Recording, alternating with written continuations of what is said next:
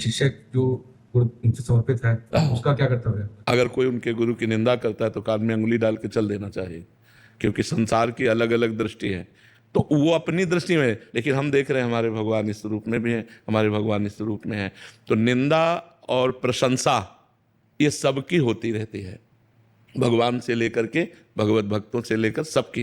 तो उनमें से जिनकी दैवी बुद्धि होती है वो तो श्रद्धा करते हैं, और जो आसुरी बुद्धि के लोग होते हैं वो अपने आप द्वेष करते हैं संतों से।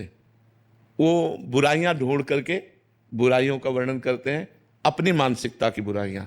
तो हमारे जैसे गुरुदेव की कोई निंदा करे तो संत शंभु श्रीपद अपवादा, कही सुनी तहां अस मर्यादा, काटी जीभ तासु जो बसाई, श्रवण मूंदी न तो चले पर आई। तो हमको दूसरा पक्ष अच्छा लगता है, तो कान मूंदी न तो चले पाए, श्रवण मूंदी न तो चले, कान में अंगुली डाले राधा राधा, वहां से चल दे, खत्म। वो उसका विचार है, वो उसकी धारणा है, हमको अपने भाव से चल देना चाहिए। आज तक कभी एक पक्ष नहीं मिला, दो पक्ष सदैव रहे, इसीलिए इसका नाम दुनिया है। भगवान श्री कृष्ण को भीष्मादि महापुरुष परब्रह्म परमात्म तत्व देखते थे, और दुर्योधन, वहीं दुर्योधन भगवान की निंदा करता था, भगवान को बंदी बनाने की सोचा, क्या क्या नहीं भगवान के प्रति उसने भाव किया। तो जैसी बुद्धि होती है दैवी या आसुरी, वैसे ही हमारा दर्शन होता है। जो आसुरी पुरुष आसुरी वृत्ति के हैं वे संतों का अपमान करेंगे, वे निंदा करेंगे, अवहेलना करेंगे। जो दैवी संपदा वाले हैं वे सम्मान करेंगे, आदर करेंगे, भगवान के समान उन्हें पूज्य मानेंगे। तो हमको जानना है कि आसुरी वृत्ति का है, ऐसा मानकर छोड़ देते हैं। जैसे पागल आदमी गाली दे तो हम उस पर ध्यान नहीं देते, ऐसे कोई गुरु की निंदा करे, संत की निंदा करे, हम उसकी बातों पर ध्यान नहीं देते, चल देते हैं। बातुल भूत विवश मतवारे, ते नहीं बोले ही बचन विचारे, तिनकर कहा सुनी नहीं काना।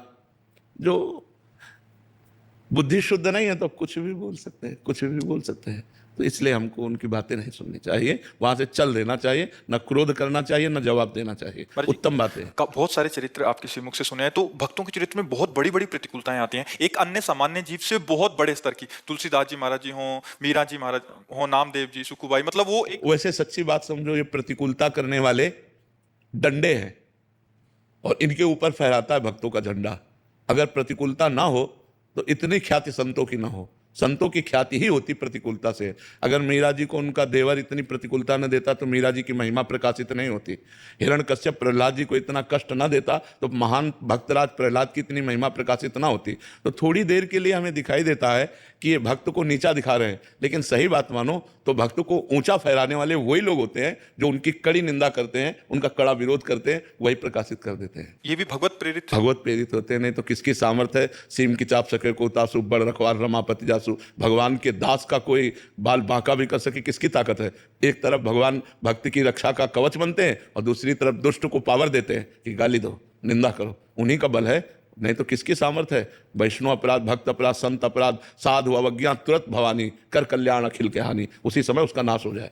लेकिन भगवान उसको बल देते हैं, क्यों? भक्ति की महिमा प्रकाशित करने के लिए, कि मेरे भक्त में इतनी सामर्थ्य होती है। ये तभी समझ में आता है जब कोई विरोधी विरोध करता है। फिर उसके ही अंत में देखा जाता है कि महाराज जी जो विरोध कर रहा है वो उसका भी पतन हो जाता है महाराज जी। हाँ, क्योंकि विरोध करने से थोड़ा लंबा समय लगता है। हाँ, नाश तो बिल्कुल बिल्कुल सर। वो तो वैष्णव निंदा या वैष्णव अपराध वज्र की लीक है, उसे भोगना पड़ेगा। वो किसी प्रायश्चित से नष्ट नहीं होता, उसे अवश्य में भोक्तव्यम कृतम कर्म शुभाशुभम, ये बिल्कुल भोगना पड़ता है। इसलिए बहुत सावधान रहे।